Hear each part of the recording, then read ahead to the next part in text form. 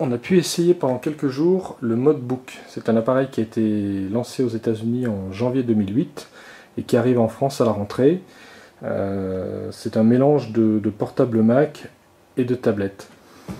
Donc on retrouve pour la partie inférieure, celle qui est blanche, le MacBook.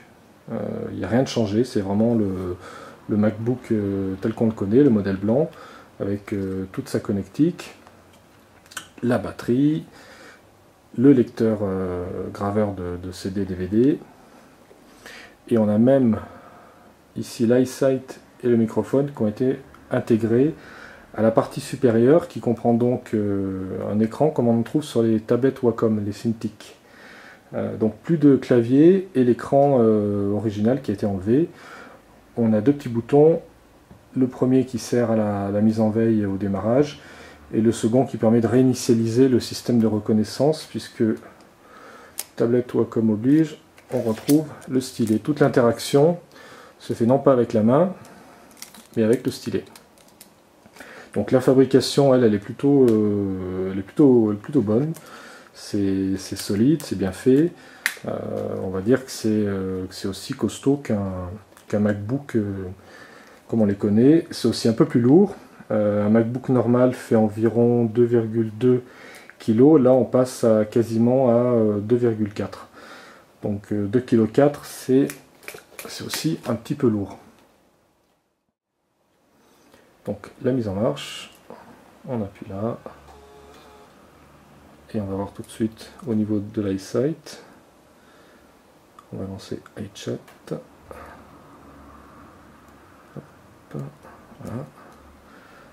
Donc il ne faut pas hésiter en fait à y aller franco sur l'écran, c'est-à-dire qu'on peut appuyer. Quand on a pris l'habitude de l'iPhone, où on essaie de ne pas toucher tout l'écran pour ne pas déclencher les contrôles, là au contraire c'est comme une tablette, c'est-à-dire qu'on peut y aller franchement et appuyer. Donc iChat est lancé. Et la fenêtre de vidéo.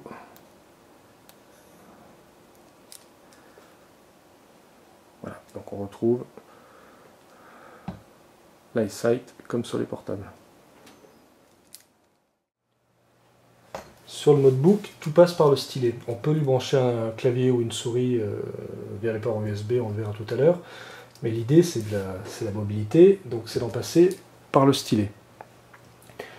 Alors, pour lancer par exemple les applications, on pointe dessus, on peut manipuler les ascenseurs, déplacer les fenêtres, on clique sur un lien pour afficher l'article.